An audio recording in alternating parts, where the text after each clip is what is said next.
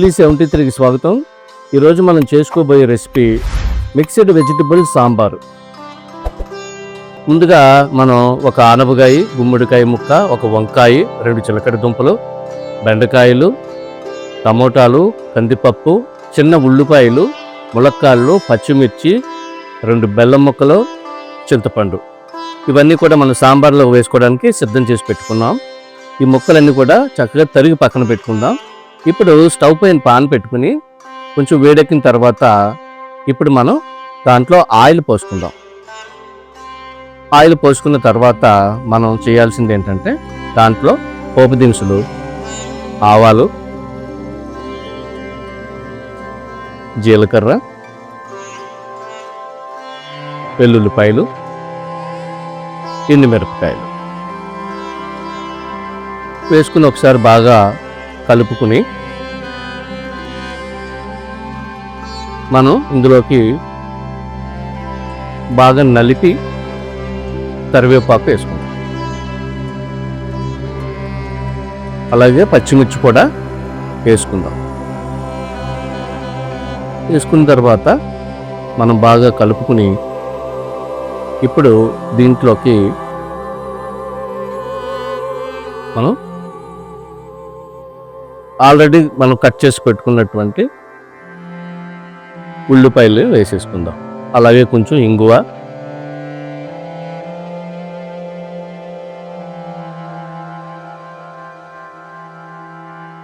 ఇప్పుడు ములక్కాడ ముక్కల్ని వేసుకుందాం. ములక్కాడ ముక్కలు వేసుకున్న తర్వాత మనం గుమ్మడికాయ ముక్కలు, అదేవిధంగా చిలకడ దుంప కూడా వేసేసుకుందాం. తర్వాత ఆనపకాయ ముక్కలు కూడా వేసేసుకుందాం.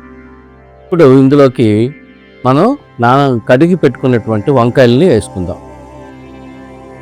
అదేవిధంగా బెండకాయలు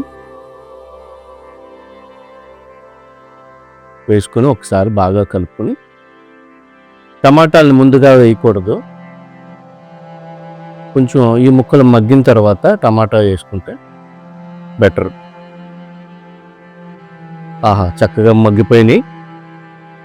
ఈ మగ్గిపోయినటువంటి ముక్కల్లోకి మనం ఇప్పుడు ఒకసారి కలుపుకుని అట్టే పెట్టుకుని టమాటాలను కూడా వేసేసుకుందాం.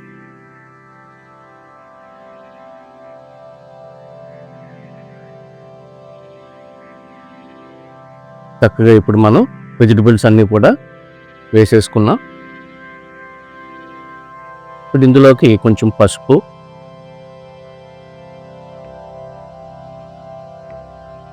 అదేవిధంగా కొంచెం సాల్టు, ఎక్కువ వేసుకోకూడదు సాల్ట్, ముక్కలు ఉడికే వరకు ముక్కలకి సరిపడా సాల్ట్ మాత్రం వేసుకోండి.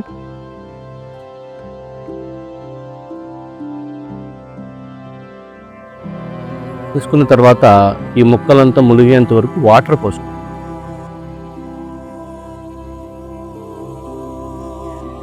వాటర్ పోసుకున్నాం కదా,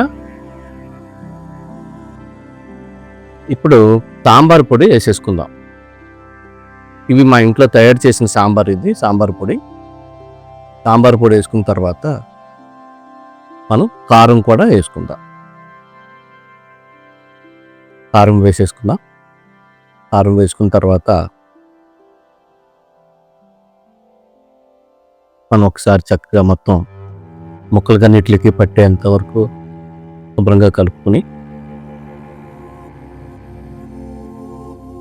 ముక్కల్లో మనకి ఇంకా వాటర్ తక్కువగా ఉంది, కొంచెం వాటర్ని కూడా మళ్ళీ యాడ్ చేసుకుందాం.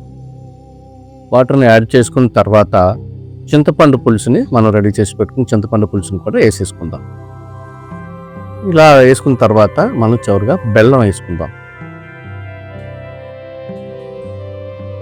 మనం ఈ బెల్లం వేసుకోవడానికి కారణం ఏంటంటే ఈ కారాలు ఇవన్నీ కూడా బ్యాలెన్స్ చేయడం కోసం మనం బెల్లం వేసుకుంటాం. బెల్లం వేసుకున్న తర్వాత మనం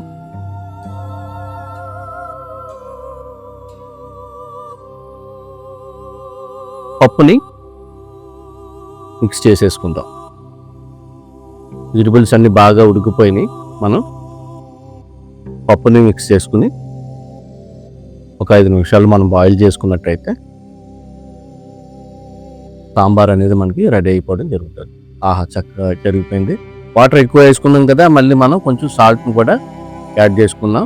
అదేవిధంగా పైన మనం తురిమి పెట్టుకున్నటువంటి కొత్తిమీరను కూడా యాడ్ చేసుకున్నాం అన్నమాట. ఇప్పుడు చక్కగా ఉడికిపోయినటువంటి సాంబార్ని ఒక బౌల్లోకి తీసుకుని సర్వ్ చేసుకుందాం. Thank you.